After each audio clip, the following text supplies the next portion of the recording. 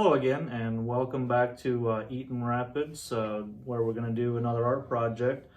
Today's art project is going to be a glue salt painting project. It's pretty simple. You just need a few things: a cup with some water in it, just regular old tap water. Make sure it has a wide enough top on it so that you can get your paintbrush in there. You'll need some Elmer's glue, or any glue will work, but Elmer's is the best for this project. And then salt, just regular table salt. You probably won't need this much, but just to have enough to sprinkle over the glue. Something else that you might have handy is some paper towel. This can help kind of dampen up any mistakes or drops or correct anything that you want to do. And it also can leave some cool effects on the paint. You'll need a pencil if you want to pre-draw your design, and that way when you place the glue on, you're just following along. You're not worried about the design so much. You're just concentrating on getting the glue on your lines. Lastly, we'll need a paintbrush. There should be one in these kits here. Looks like there is. These can be found online for just a few dollars. Simple paints will do, but any watercolor for this project is great. A couple other items that you might need that come in handy is an old ice cube tray, just to have different waters in here, and some Q-tips or some ear swabs. All right, so I'm going to start by tracing my design. What I'm going to do here is going to be, I'm going to make 4 hearts. And you can make any design you want. I would try to keep it simple and keep your lines spaced apart far enough to where the glue won't bleed into the other lines of glue. So if this is your first time, start with maybe a heart and maybe add a few more.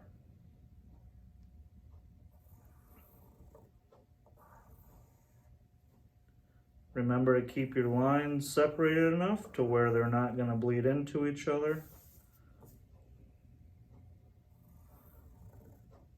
And when you have your design, we'll be ready for the glue. All right, now one thing to have with this glue when you're doing this is to have some paper towel handy. Just because glue drips, it dots, and you might want to keep it on where you need to.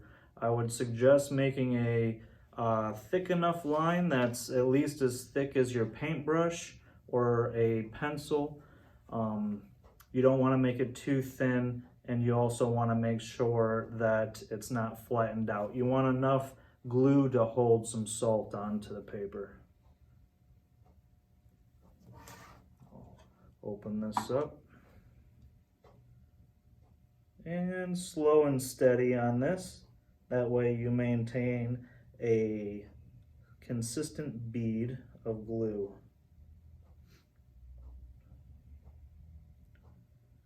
And there's one. All right, as you see, it starts to drip. You could just dab it off here on a paper towel and continue on.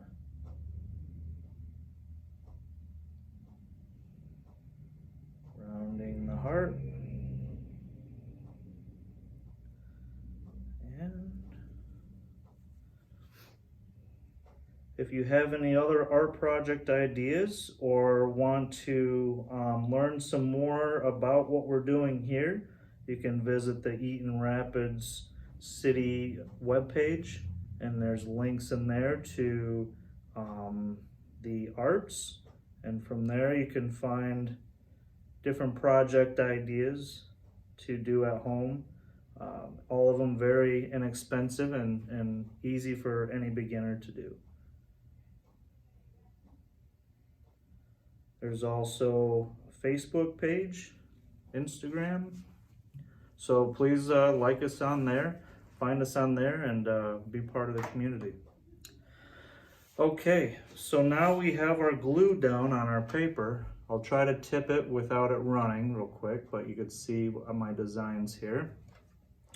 The next thing we want to do is take our salt and it's best to do this in an area over maybe a kitchen sink, outside, anywhere where you don't mind salt spilling. Over a trash can is what I'm going to do.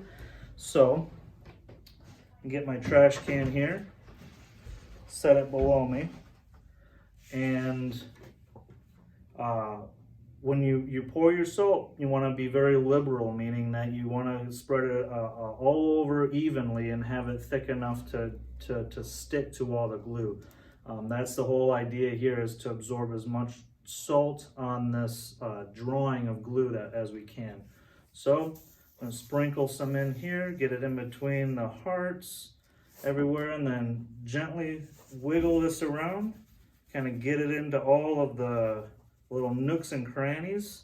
And then I'm going to, whoops, see, it's already making a mess. So I'm going to go over top of my trash can to finish this up, and then show you the result here in a few minutes, a few seconds.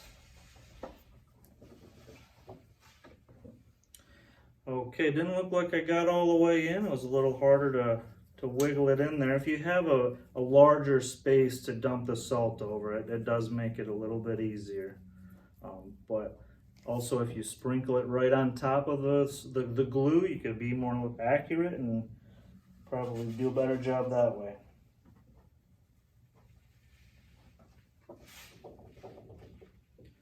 Okay, now I have 4 hearts in a line that end up making a clover. All right, so we've got our 4 hearts, we've got our salts over the project. If you look, some of my lines got a little tight together, so I might have some bleed over on color, but that's okay. We can live with that one. Okay, so here comes the very colorful part. It's all fun, but this is the colorful part. We want to find a color and get it very, very wet. So I'm just going to pick orange because I haven't seen orange in a while. So you get enough water in there, it starts to become a little thicker. You can tell that you got a good consistency when you dab a little bit into the water, and it makes a little color on the water. Okay, so now here's the really cool part. I'll see if I can hold this up. So we get a little orange on here, and then make sure you get some paint on your brush and just touch it to the salt. And when you do that, it starts to spread these colors around, and you can pick up some more, you know, and just touch it to the salt. The longer the glue dries, the more it spreads the color out. So if you do wait maybe 5 minutes after your glue's on there, it does help for that. But you know, just continue on, get your paintbrush in there, get it wet, you can rinse it off, you go on to the next color. We'll do the same thing with green and see what kind of magic we can do with that. Get the paint thickened up in there, get some water on it, and voila. So you can run it down the side, you know, a little bit of paint goes a little ways, and it adds room for extra color in there. You can also bleed one color into the other. You can have blue greens, you can have reds. Let's try this blue here. This one looks like a good color. Mix it with these orange ones. Yeah, start to get some blue popping out on this salt, and you can see when it touches it, it spreads throughout that salt from one crystal to the other, and it holds that color in there. A little more blue. And we'll move on to maybe some purple. Remember to get it really wet, get it to lift off and onto that paintbrush. Let it set for a little bit. You can tell when it starts to get thick on there. Make sure you have enough water as well on your brush.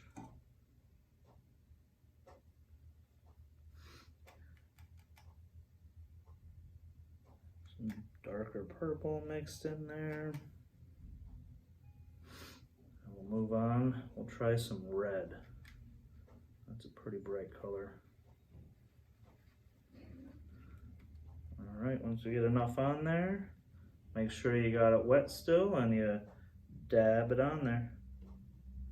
Don't run your brush over the salt or you'll start to knock it off the glue. So you just want to do a few dabs on here. So got some red. What goes good with red? Maybe some more of that purple. All right, once we got enough of that paint hold on that brush, a little more water in there. You can start dabbing your purple in there. It's pretty cool. And fill the whole line. Looking pretty good. All right. Next color, let's try some yellow.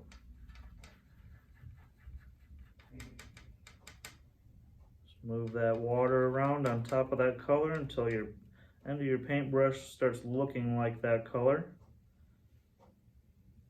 I have a few on here, but remember to get your water on there. That's what helps spread it through the salt crystals. That's pretty cool.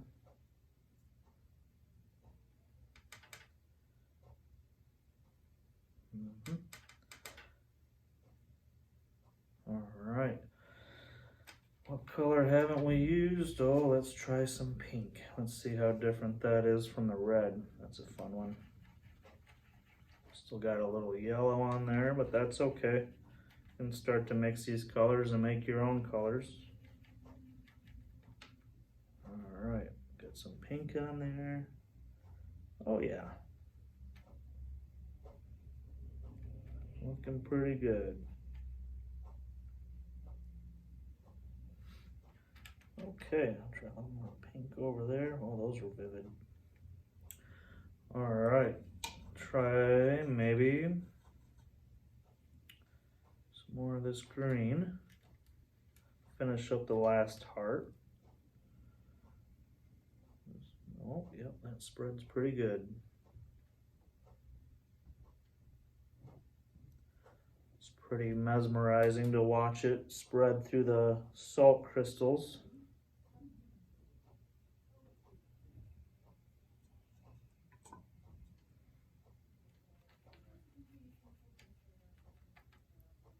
Dab some more of this purple in, and then we'll get some more of this dark blue.